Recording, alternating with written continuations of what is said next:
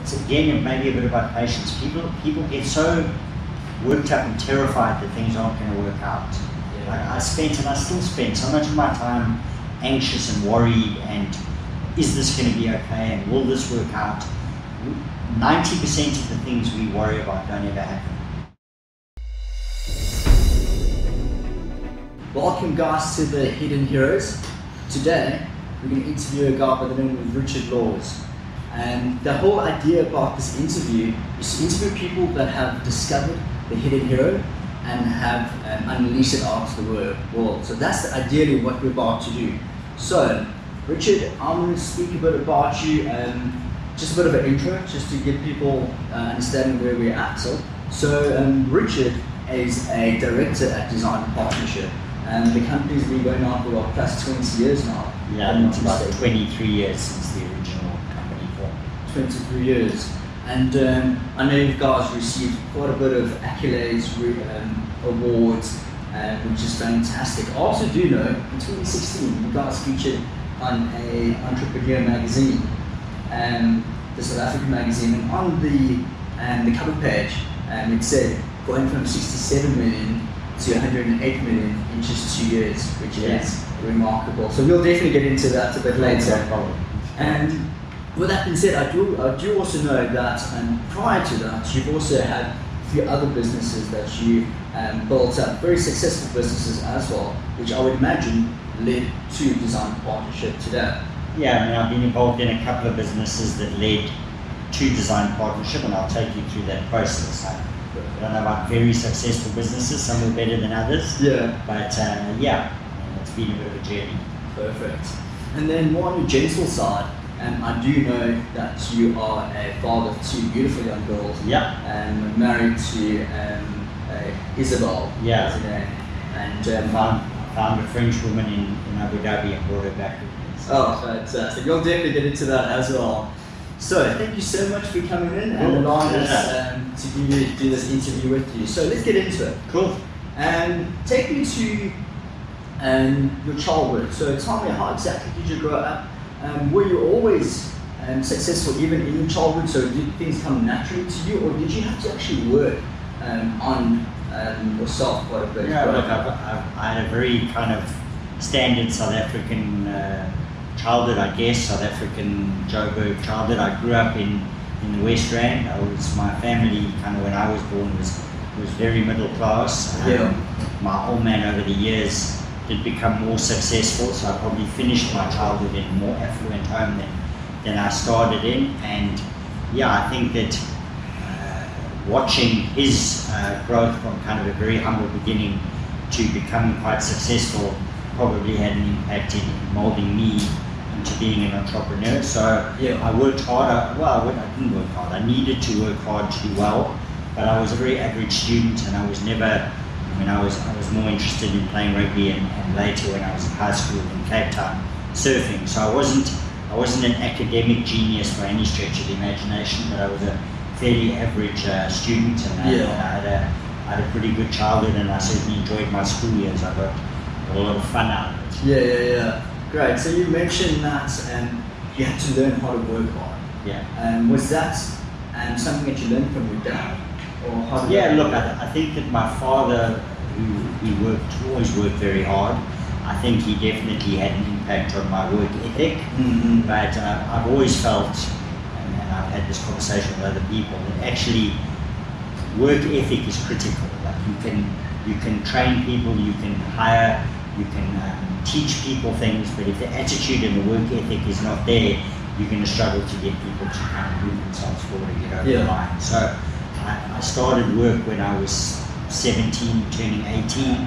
As I finished school, I didn't go to university because I was in love and I thought that was far more important. So I moved back to Cape Town to be with my then girlfriend. And all I've really done is woken up in the morning, got dressed and got to work every day. Like I think there's investment companies that talk about consistency is the only currency. It's the same in anything. Those little investments, the days you put in, the fact that you work every day, no matter what, through the good and the bad. From 17 to 45, I've worked every day. Yeah. Obviously take my holidays when I do, but I think that takes you a long way. Yeah. And also to find a path that you enjoy and an area of work that you enjoy, and then stick with it. You know, a lot of people jump around. We live in an experienced society now, and there's a lot to be said for exploring and seeing different things, work-wise as well. But I think you need a certain amount of consistency and effort into the same thing. Rome wasn't built in a day, and they reckon it takes 10,000 hours to be an expert at anything. So if you keep doing something different all the time, you're going to battle to become kind of an expert in the field, to the better phrase. Perfect. I think that's so important, because a lot of people feel, especially within social media, they'll look at something like, oh, I need to do that, oh, I need to do that. Yeah. And so you're saying, narrow down and really focus on something and go really deep on that. No, look, I think there's always areas to look at your business or what you're doing and try and expand it and try and grow and try new things. But I think those things are often best if they're done within the context of what your core offering or core service that you provide is. So there's a lot of people who behave like a Jack Russell with a torch, and they chase every little thing that moves. My view and my experience, and there's younger generations that are much more agile. But my experience is that there's a lot of value in kind of sticking to your knitting and trying to be the best you can be at what you do.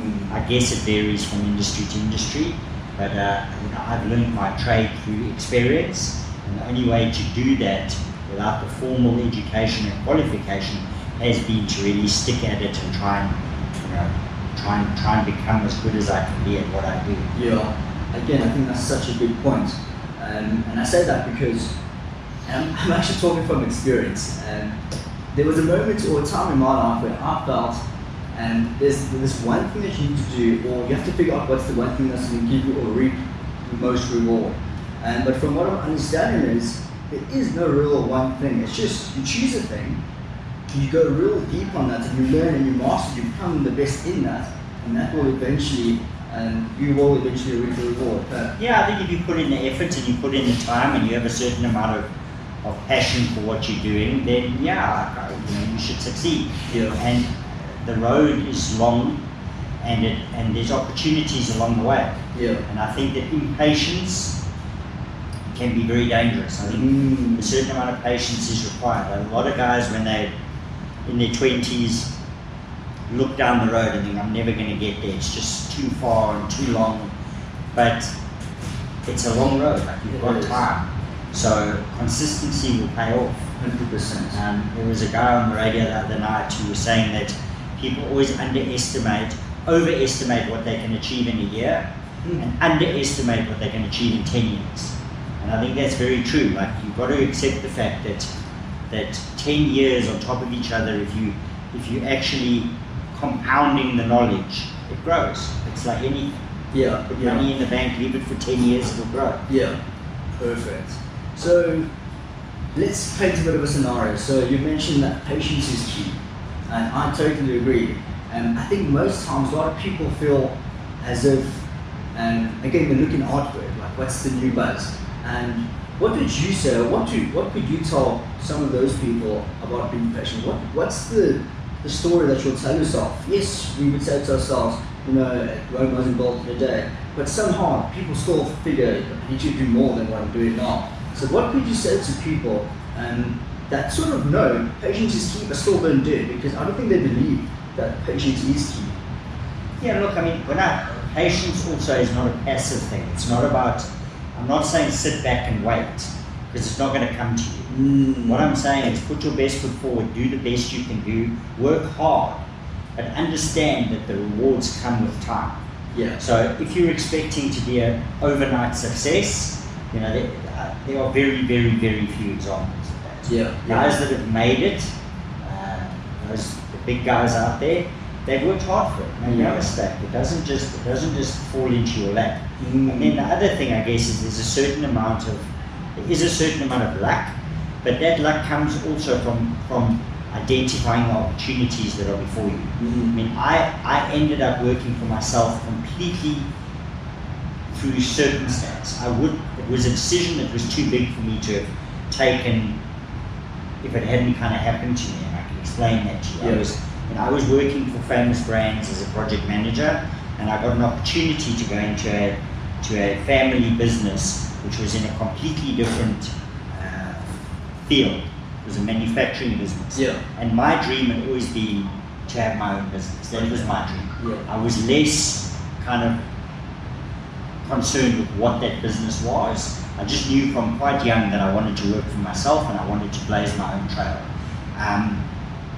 And this family business that I went into looked fantastic at the beginning, and then within a year it crashed.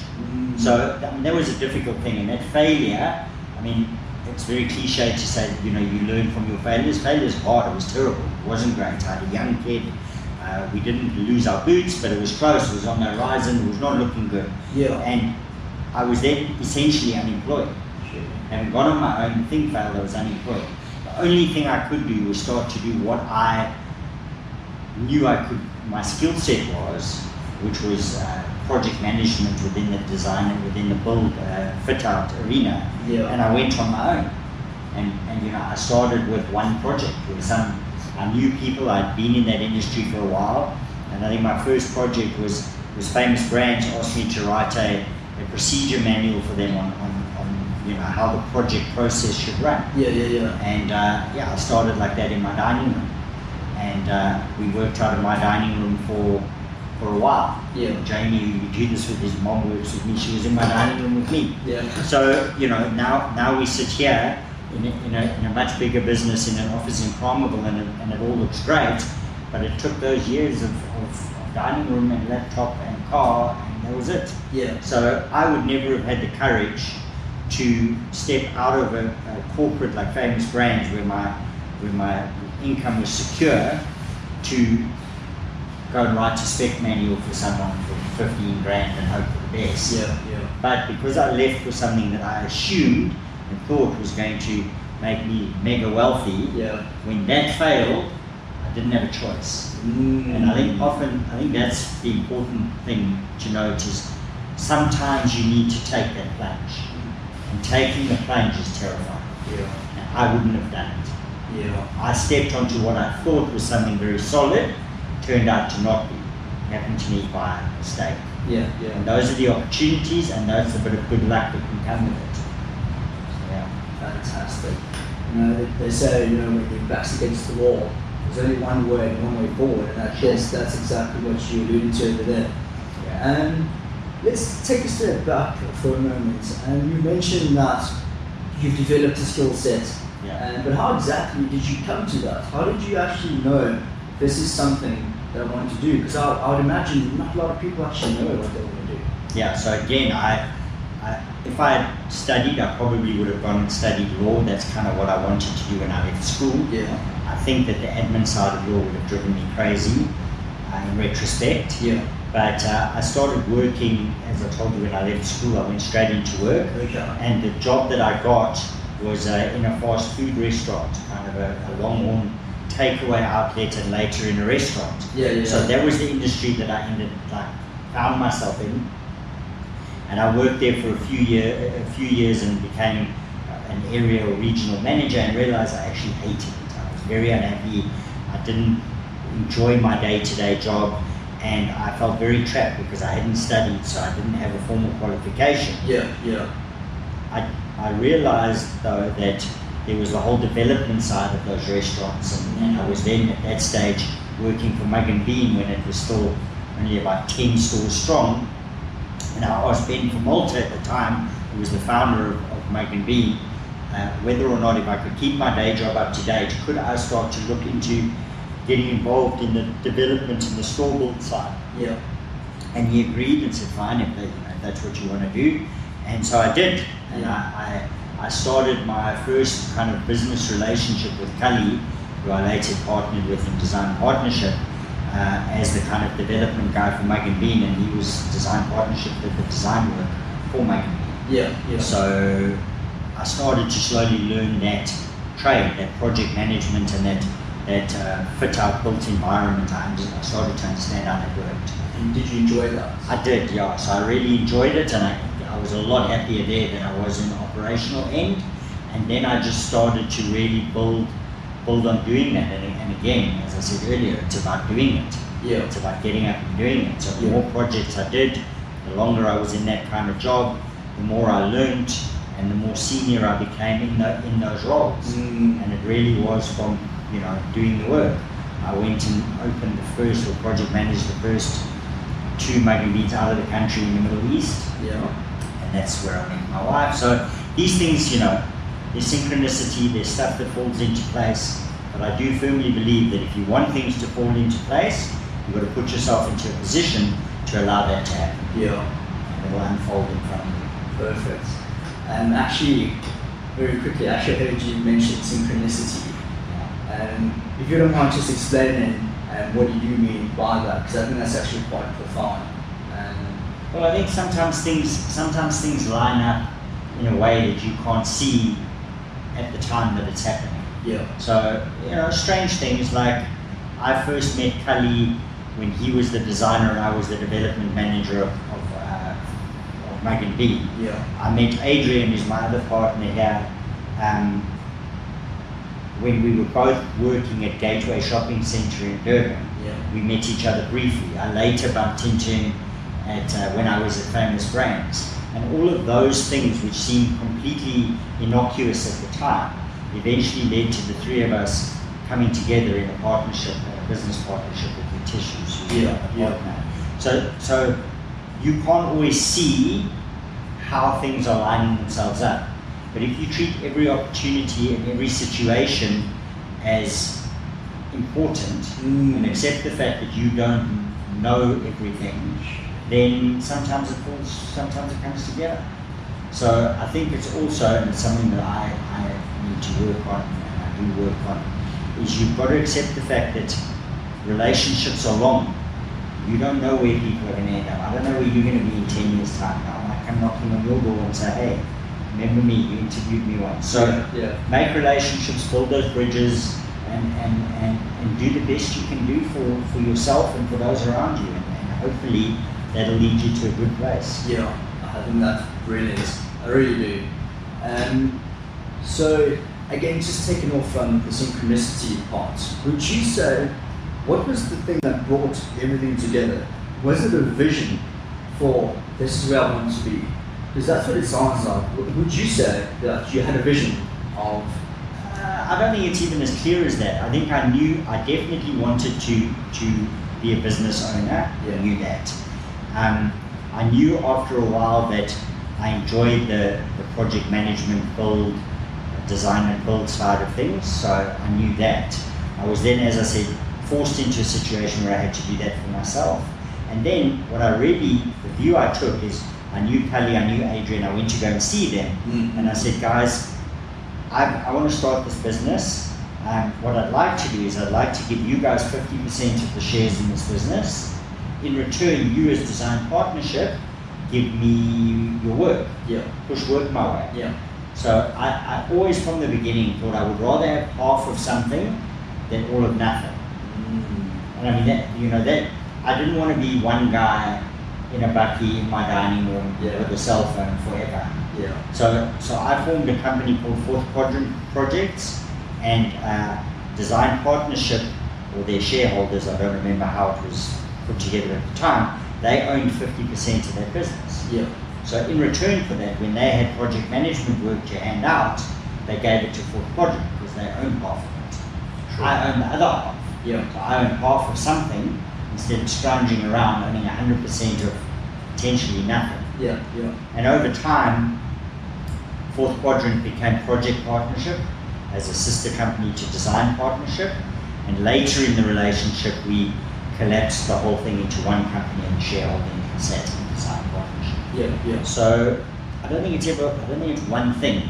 I think the vision was, if there was a vision, the vision was to kind of be a business owner and to manage a business, and I've always enjoyed that. I enjoy the people side of it, and I enjoy the challenges that come with managing an end-to-end business. So I think the big thing to take away from that is, even though it wasn't specific in terms of I want to become a project manager or so forth, but it was I want to own my own business, and I want to call the shots myself. That was sort of the vision. Yeah, and I want the joy, I want the pleasure of trying to build something. And I mean, build in terms of a business. Yeah. In terms of building and developing a business, that gives me a sense of satisfaction. Yeah. I think very few people know what they really want to do up until for a long period of their life. Maybe their whole lives they're still not sure what they want to do.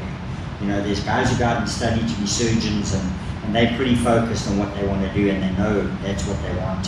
And pilots go and become pilots because they want to fly airplanes. Yeah. But in the entrepreneurial business, kind of small, medium business world, I think most of those guys want to do business. Yeah. They want to trade. Yeah. They want to build something. So I think the widget or what it is might be less important to them than finding something that they're passionate about. And obviously the thing that you do has to give you a sense of satisfaction and a sense of purpose. Yeah, perfect. And speaking to that, and like you mentioned, not a lot of people know that actually, not a lot of people know what they want to do.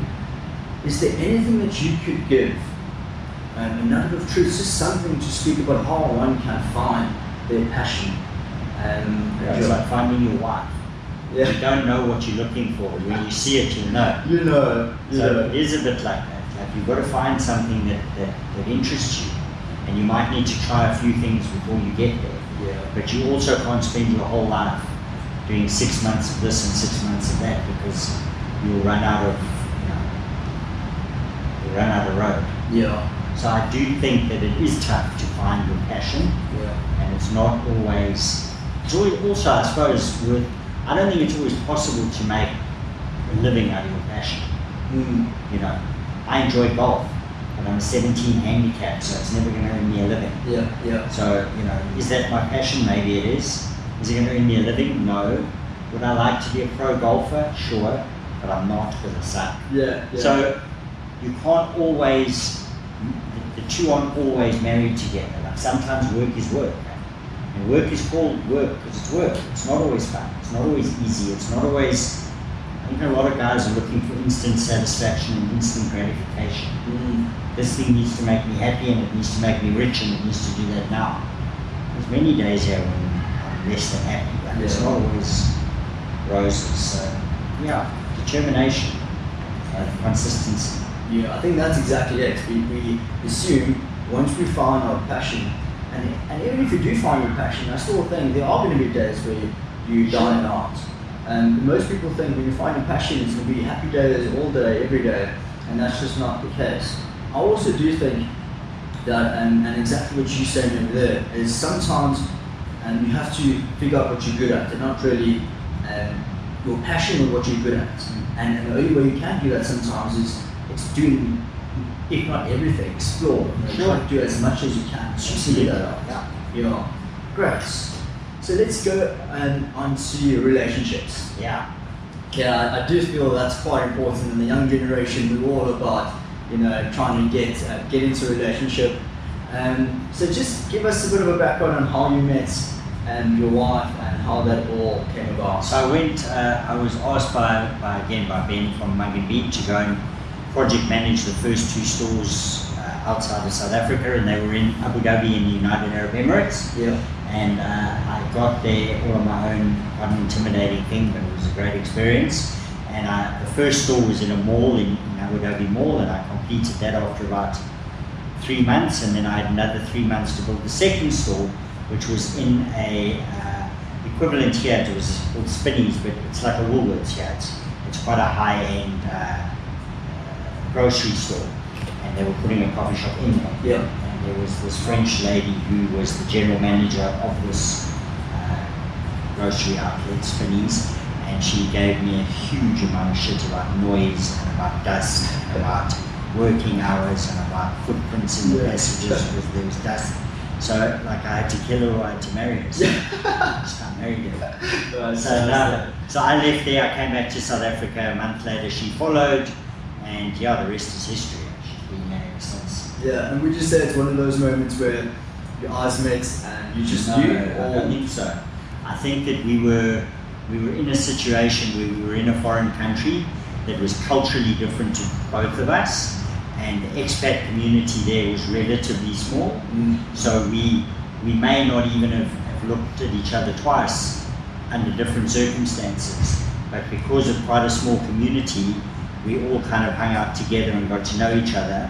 So our relationship was built on the exact opposite of kind of not love at first sight, but really getting to know each other. We had no choice because you can't date in the way we date here over there because they cut bits off you. So you don't want to be in a compromising position with a woman who's not your wife.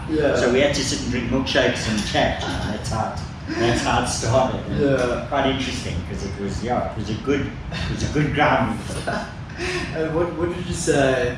So you obviously saw her, and feelings must have arose. And what did you say? What is the one thing that attracted you to her in particular? I don't know. I mean, I think there's a calm about her, which is good for me.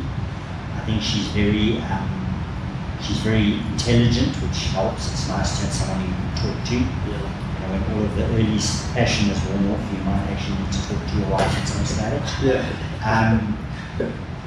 And she just, I think she brings out a good side of me. She knows how to deal with it, and it works. Like I think those things.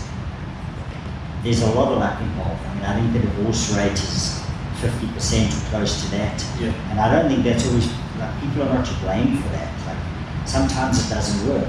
I've been very fortunate it has worked. I just think that we are good together. And her strengths are my weaknesses and vice versa. And I've been lucky. I found her in the middle of nowhere, and we moved in together after drinking milkshakes together for 3 months. So like the chances of that failing were high.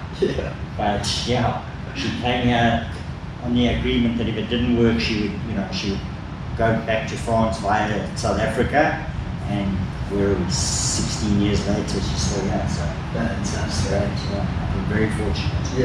And I would imagine, again, nothing's perfect, so I'm sure you guys had your ups and downs, and there's a lot of tough times. But would you say, and I would imagine it is those tough times that really bring you guys together even more? Look, nothing is perfect, and relationships require work.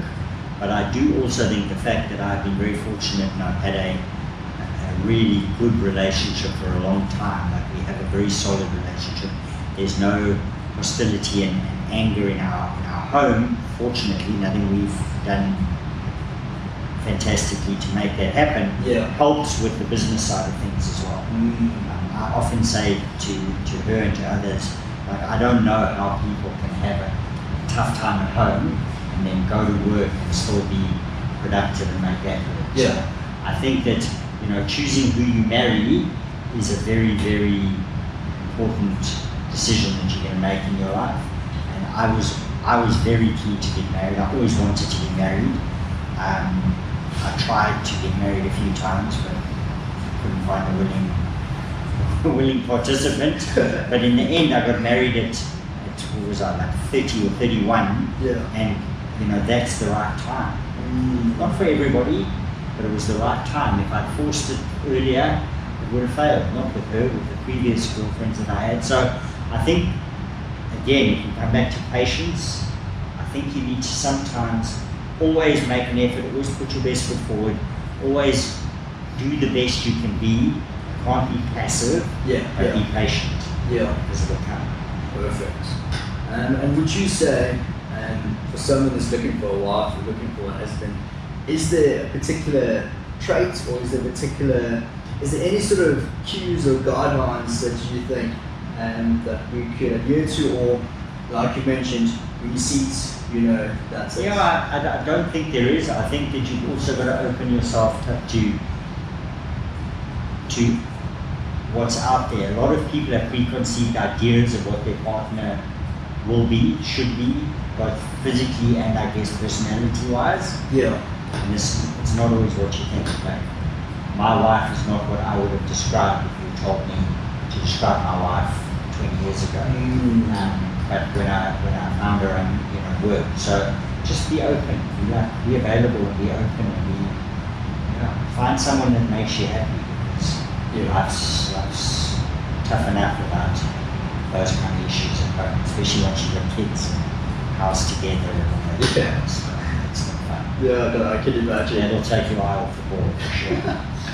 I think that's so true though. I think, you know, people have lists of who they want to marry, and you know, I've come to realize, you know, you have to be open. Yeah. You know, rather be open and, you know, be open to experiences as well, and you know, try not to have these lists created. You might just limit yourself as well. Find someone you can live with for 40 years, not 4 weeks. Exactly. So let's go to success. So, would you classify yourself as a success? Well, I think yes, but possibly not in the way that you know, depends what you consider to be success. Let's actually define success. So for me, I've achieved what I wanted to achieve in that I have a meaningful business that I'm a partner in, and I have an active role in managing and taking this business forward. So from a business perspective, I consider that to be success.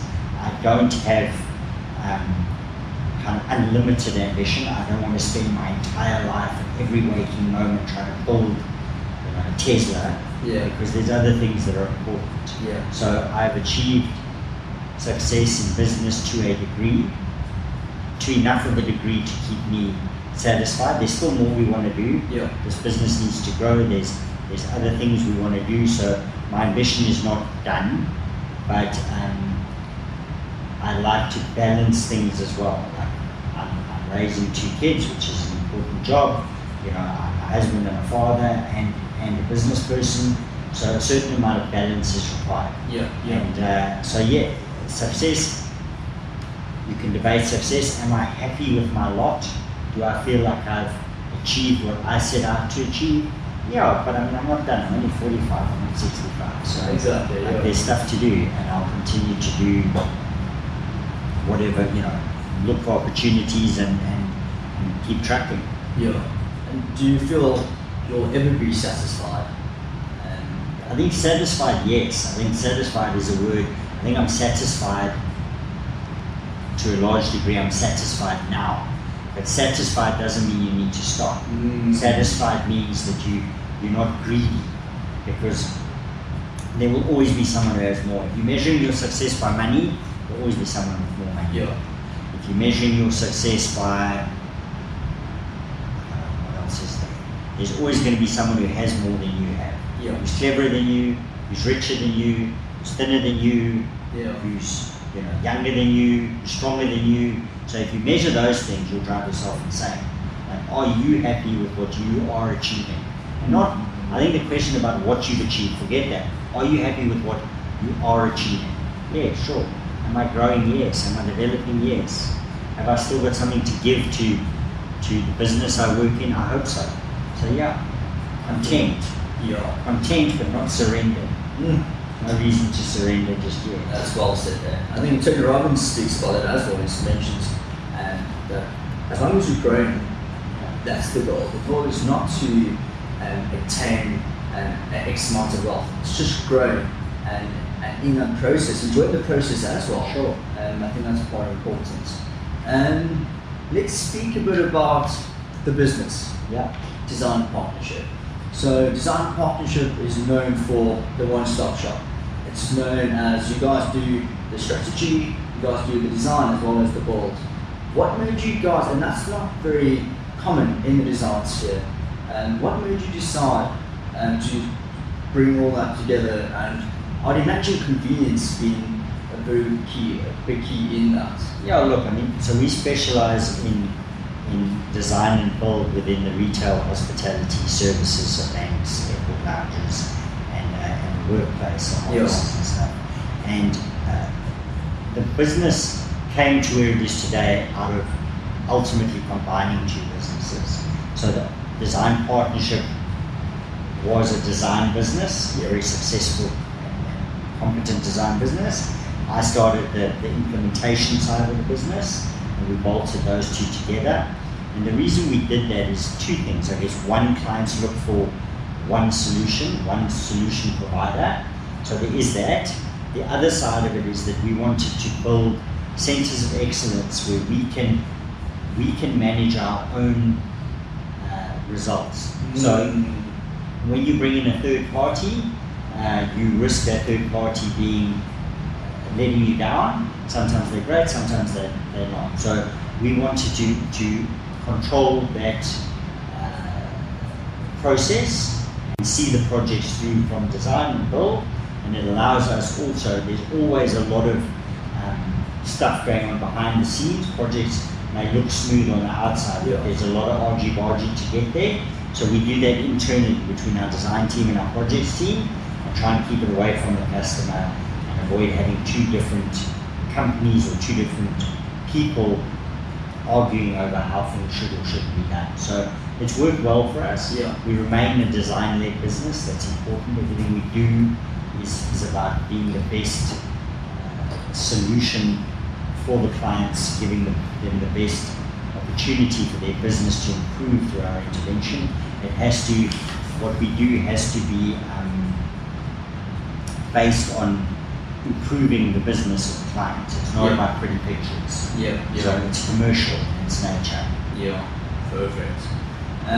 So I read an article, and the article, I think it was the 2016 magazine, the Entrepreneur magazine.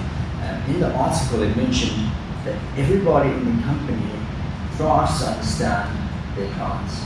And that speaks about a sense of staff being motivated, staff being fired up to achieve a goal set before them. How would you say, firstly, how do you motivate your staff? How do you get them going? How do you get them fired? Because I think that's a task on its own. Does it start from you? Do you have to be motivated in order to motivate them? How does that actually look, work? I think if you want people to be motivated and make an effort, they need to see that the people that they're working for are motivated and are making an effort. I also think that, Adrian always says that we try very hard to manage by expectation, not by inspection. So we don't have a culture of micromanaging. We allow the people that are here, who are by and large creatives and self-starting individuals, we allow them to kind of be involved in the process and to do as much as they can or want to do on their own, as long as it's still within the benefiting the company, and it's more, and we provide guidance rather than instruction. So there's times when you have to have tough conversations, but a business like this, we're a services business, so our resources are people. So the only way to be successful in that is to have motivated, inspired people. So there's two bits, I guess. The one is you've got to get the best people, and it takes time and effort and a lot of work, but we have an incredible team of people at Design Partnership, without a doubt. It's taken a long time to get there, and then you've got to, no point in hiring the best people and then kind of telling them how to do and what to do all day, every day. So we then guide them, we set them on their path, and by and large they kind of take up the challenge and push out some really amazing work. And then I guess the other side of that is you've then got to give the credit back to where it belongs. People work hard, so they deserve the credit. If you look at some of the successes we've had, our DDA awards this year, that's down to our staff. They work very hard on those projects. I think that's so true. Particularly with the giving them the freedom to explore, to grow, but yet giving them guidelines as this is where you need to be. And I think that is so important. Autocratic management hasn't worked for a long time. So the youngsters coming through, and even the not so young, everybody wants to be trusted. They want to feel a certain amount of freedom. People have got busy lives, so we have quite a high level of flexibility here. People can work from home if they need to. They can start later, finish earlier, whatever they require in order for their lives to fit in with their work. But at the end of the day, the output is expected, and we are quite hard on making sure that people are delivering what they need to deliver. Different people deliver that in different parameters. And that's fine. Different people have different lives, different other obligations. That's so true. And again, the thing that screams at me is trust. It seems like you really do trust employees, you trust them enough that they will meet the deadlines. You trust them enough, and I think that's so important. If there is no trust, that's when the micromanaging. Yeah, exactly. And I mean that trust and respect are the two things that are cornerstone to it. So, and being trusted like that is a big responsibility. Because if someone trusts you to go out and do what you're going to do, then you have an obligation to not blow that. You need to perform, and the people that take that on board actually work harder and perform better because they value the trust, they appreciate the trust, and they don't want to break that trust. So it's worked very well for us. I think it comes from our characters and natures as well, and we're all busy people. So yes, we guide, yes, we provide a certain amount of structure, yes, we have the final kind of say and input on certain things. We have, we hopefully carry that experience, but the guys that work here are very much encouraged to be the best that they can be in the roles that they fill. And let's speak a bit about leadership. And because that sort of links up to what we're speaking about now. So we spoke about how you would trust the employees to do what they need to do, and they'll carry out the task. What would you say as a leader? What responsibility does a leader have in such a role? Joe? So I suppose there's a couple of things with leadership. I mean, that obvious cliche is you've got to lead by example. I mean, that makes sense. Because just the word lead means you're in the front, you're leading, and people are following. So no one's going to follow somebody who they don't believe can do what they're asking them to do. You've got to be able to lead by example. You've got to put in the effort. You've got to put in the time, and then you've got to trust people to deliver with you. So respect has to be earned, and leadership is about people wanting to follow you. So it's not a demanding thing. It's more of an encouraging and guiding thing, and different people respond to it differently. And in this kind of industry that we're in a creative industry. Autocratic behavior doesn't inspire creative people. I don't think it inspires anyone, but I can tell you it doesn't inspire creative people. So I think personality and the personality of the business is important. You need to work with people who you like. You lead people who you like, and they'll only follow you if they like you. I mean, these are warm and fuzzy concepts, but it's important. Personality clashes become difficult.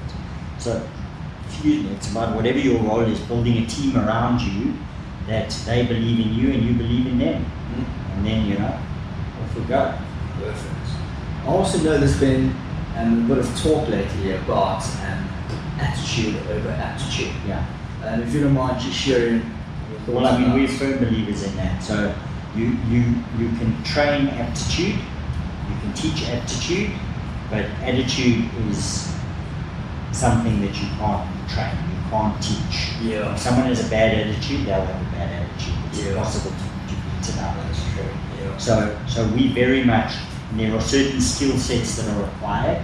There's a certain amount of aptitude you need in order to do a job, but we very much of the opinion that you can train for that. If someone arrives here to work here and they don't quite have the skill set, but they have the right attitude, we'll still give them a good consideration. But if somebody arrives here with all the skill in the world, but the wrong attitude, that's a definite non-starter.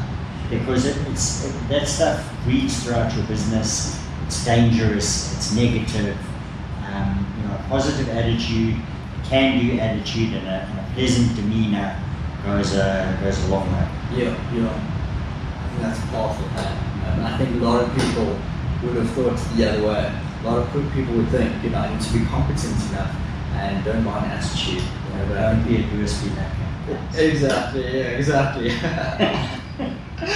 So let's sort of go back to, you mentioned that you didn't go to varsity or college. And you sort of knew that's not going to work for you, that's not really for you. Or I was just young and knew everything. I probably in retrospect should have studied, but the other way of looking at it is I probably would have studied the wrong thing, but who knows what my path would have been. But Yeah. I don't think it was because I thought it wasn't for me. I had other things on my mind. Yeah. So what would you, a very good example, so you have two young daughters, what advice would you give them? Would you say go and study, or find something you're passionate about and make that into? I think education is very important. I think the world is becoming more and more competitive. I think that the days of being able to attain success with no education or commercial success are not gone, but it gets more and more difficult all the time. It's competitive out there. There's a lot of people on the planet, and no matter how you look at it, people will always, to some degree, especially when you're younger and you don't have the experience, want to see what qualifications you have. Apart from that, you need skills.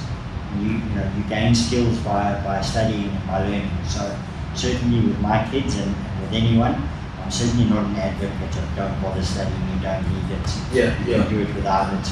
I think your chances of success are greatly improved if you study, and I think your development as a human being is aided by a formal education. I think it's good for you, it's good for your brain, and it's good, and it's certainly worth doing in any way can you should study, for sure.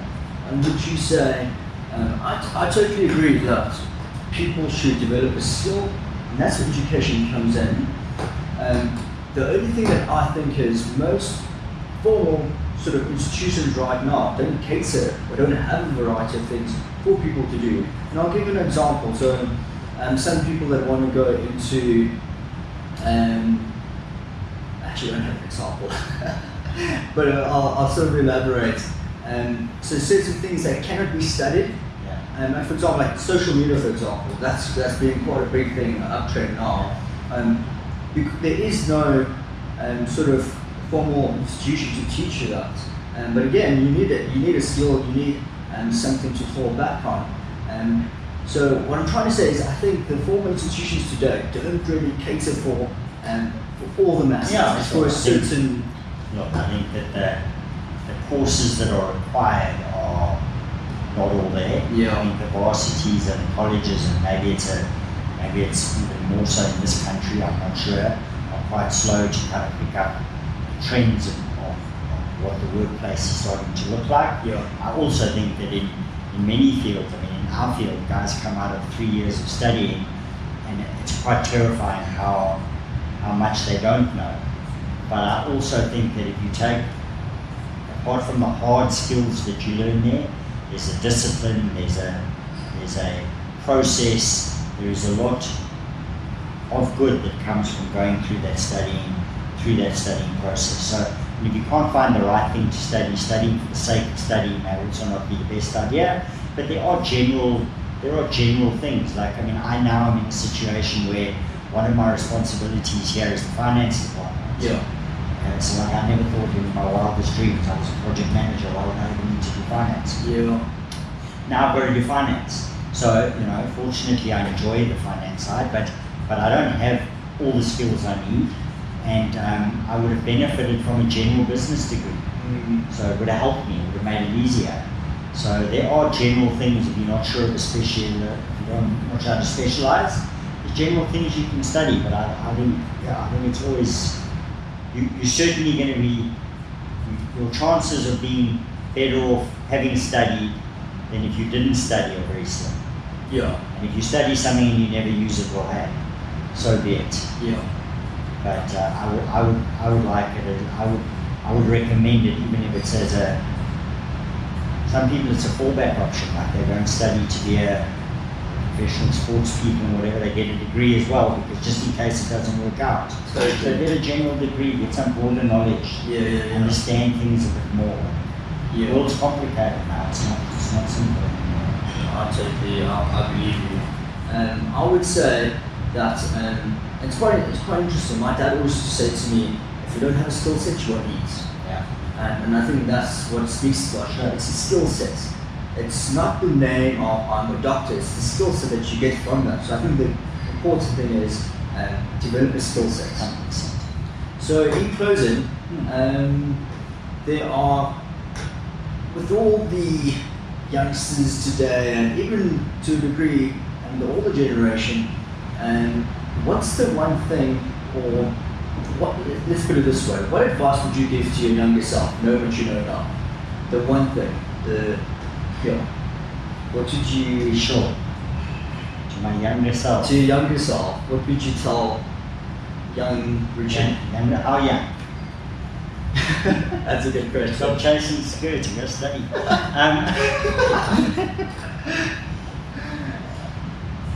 I don't know. I think it's possibly something around. Don't all like. It's again maybe a bit about patience. People get so worked up and terrified that things aren't going to work out. Yeah. Like I spent and I still spend so much of my time anxious and worried, and is this going to be okay, and will this work out? 90% of the things we worry about don't ever happen. So like if you're doing the best you can, and you're putting in effort, and you're working at something, and you truly are engaged in it, that will all help you. Worrying about it's unlikely to help you. So like try and lose the fear, because it's not easy. It's incredibly difficult. But if you can reduce the fear and replace that with action, you'll probably be in a better place. Yeah, that's brilliant. That's fantastic. I'm taking that, by the way. That's amazing. Great. So then the last question for you: what legacy would you like to leave behind? I don't think it's about a legacy for me. I just think it's about if I can have a positive impact on the small pool of people that are around me, and I can help someone or a few people achieve better or reach their goal if I can. That's part of what I do for people at some stage. Then that'll be great. And there's some people where I will have a positive influence and some where I won't. That's normal. But I'm certainly not concerned about an overriding legacy. I will hopefully have one life and want to do this again. And I'm trying to get the most I can out of it for myself. And I don't need money. I'm contentment. So it's not about a legacy living on a pedestal. It's just about trying to find that balance and that happy place. Fantastic. Richard, thank you Cool. so much for having us. Thank you. We really appreciate Thanks, it. guys. Good luck with your channel. Thank you so much. I really appreciate it.